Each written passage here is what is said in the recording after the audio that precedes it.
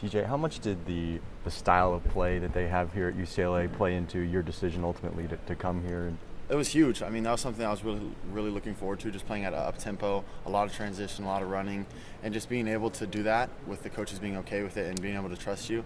It was something that I was definitely looking at the top of my list, and this was a place that I knew was going to let the team play like that and let me play like that, so it was definitely a huge aspect in the recruiting process. You feel like the coaches have delivered on their pitch to you in Absolutely. that regard? Yeah, 100% in that regard. Those 2 wins on the road, Utah, Colorado, what confidence does that give this team knowing they can, go in and win anywhere? Yeah, I mean, I think we already had that confidence, but just going into a place in conference like that, being able to get a road sweep is just huge, because in conference it just makes everything, the stakes are higher, the teams, they all know each other more. So just doing that in conference just raises the stakes a little bit and makes us even more confident than we already were. Do the coaches talk to you much about shooting threes as opposed to longer twos, analytic type things like that? Well, I mean, we never want to shoot, say, our toes on the line or anything. That's just, I mean, it's not a high percentage shot, and it's almost pointless at times. But I mean, yeah, I think they talk about it sometimes, but I mean, most of the time we're just trying to play basketball like we all know how to play. I mean, they have a lot of trust in us of making the right decisions, and they know we can make the right decisions, so they just have a lot of trust in us in doing that. Do you think, a big man like yourself, in past generations, I mean, you guys weren't encouraged to shoot that far out. Do you think it's just more of a mindset now that you practice that, you practice it a lot, and therefore you're comfortable shooting it in games? Yeah, I think that's a big part of it. I mean, anytime you work on something a lot, you're going to get a lot better at it, and I've worked on that a lot throughout my whole life. So I definitely think it's a trust issue too with a lot of coaches. They don't want big shooting because they don't trust they can make it. But I think that's changing a lot in college and the NBA with guys like Joel Embiid and guys like that being able to make threes. So I definitely think that's changing a lot, but it is what it is. I mean, if you can make it, you can, so why not shoot it? Yeah, I mean, how much more dynamic of a player does that make you to be able to have that as a threat out there? Definitely. I mean, definitely makes you a lot more versatile. I mean, when someone, say an opposing team has to scout a big man who can also step out and shoot threes, it makes you a lot more versatile and makes the team a lot harder to guard.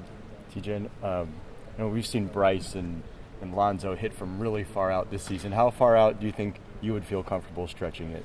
I wouldn't pull some of the ones Bryce and Lonzo do. Just, I mean, not that I couldn't make them. Maybe I could, maybe I couldn't. But I wouldn't really feel comfortable doing that in a game. I'd have to start shooting them in practice first. So we'll see.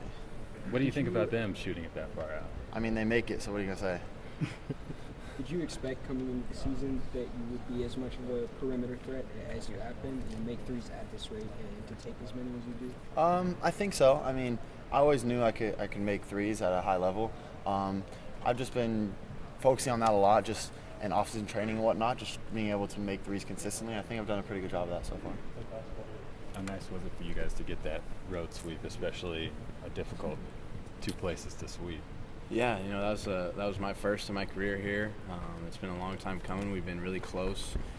That weekend game was the one that's been killing us over the last 4 years. We've done well in the first game a lot of times, and then just not been able to get both. And it's hard in this league. It's very hard to win back-to-back road games, let alone one road game. So to do it at the place that we did it, where it doesn't happen very often, is very special for us. You were noted that you were out the last 5 or 6 seconds of that game. Did that kind of catch you off guard a little bit to not be in the game? No, I mean, Aaron subbed in for me, I think, and he's one of our better defenders, and it was a one-possession game. We had 1 possession left in the game, basically, and it was a defensive possession, so put one of our best defenders in, so I don't blame him. Bryce, when you came in with Coach in the program, what was your understanding of the style of play that he wanted to implement, and how close do you think you guys are at this point to sort of achieving that initial vision that he laid out? Yeah, I think just watching his teams over the years, he's always had a very free-flowing offense, and he trusts his players to read the defense and make the right plays, and he likes to play at up-tempo speed and get the game high in scoring and just kind of let us play and let players decide the game and have fun with it. So I think that's been the biggest thing, and this year we've done a very good job of that, but in past years I feel like we have well too. We've always played at a pretty decent tempo and just free-flowing offense and letting the players play. I feel like you guys have kicked it up another notch, though, this year with the team you have?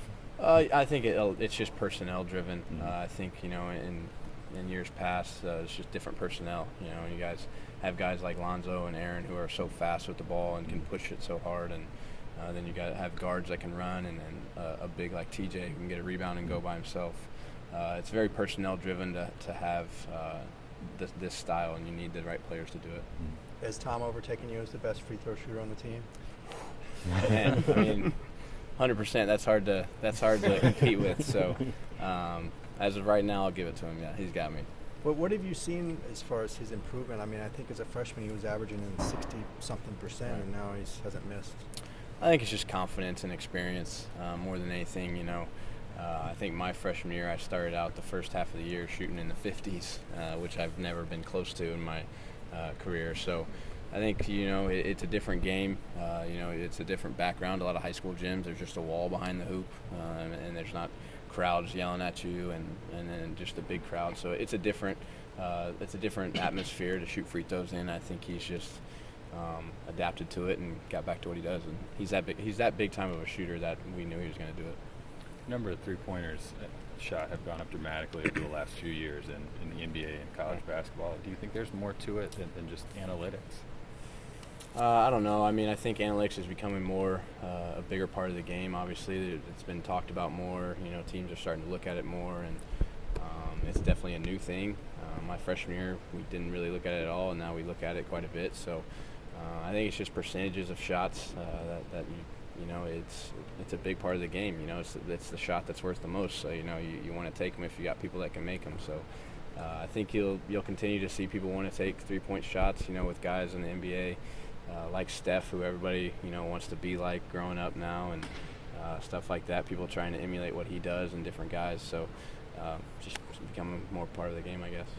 What were you thinking about when you were up at the line for the last two free throws? You know, pretty tight game. Making them. Yeah, just being consistent, just doing what I do every time and knocking them down. So. What was the crowd like? It was a great atmosphere for sure. They were it's pretty packed, and yeah, they're a wild fan group. But just stepping to the line, not thinking about it, just focusing on doing what I do out there, and just making the shots. So.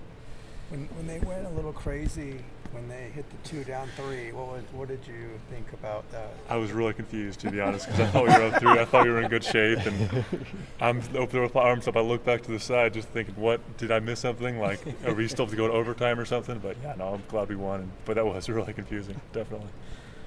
What's been a key for you to shooting free throws so well? Just being consistent, really. I think I have good form from about that range, 15, 17 feet, and just about stepping to the line and doing the same thing every single time. So it's just what I focus on, just getting into my routine, just stepping in and knocking them down. Do you guys have free throw competitions in practice between you guys? Not really, but I think we have a running total of free throw percentages on the season. I'm curious to what they are, but I'm definitely not 100% running total for all the free throws we've shot here, but I mean, it's probably pretty high, maybe 80, 90%. Are you curious as to the school record for makes without a miss in a season? That's a great question. I'm not sure, yeah. I don't know. I'm curious to see what that is. We'll have to check with Alex on that. Do the coaches try and put you guys in any pressure situations to shoot free throws in practice? You know, everybody runs if you don't make it or something like that? Yeah, so if you miss 2 in a row, you have to run up and back. And we always go to free throws after breaks of live segments, so you're getting used to stepping to the line when you're tired right after playing. So you get like game-like situations with that. You have the highest offensive rebounding rate in the Pac-12 in conference play. Have you changed anything on that end in terms of attacking the boards? Not really, no. I think it's just about being aggressive and being consistent, going to the glass every single time. If you are always there under the rim when shots up, and you'll have a chance to go get the rebound. So yeah, just try to be there, try to go hard to the glass, and yeah, I've just been doing well at that so far. So I just want to continue with it. Thank you, Tom. Thank you guys. Thanks. Appreciate it.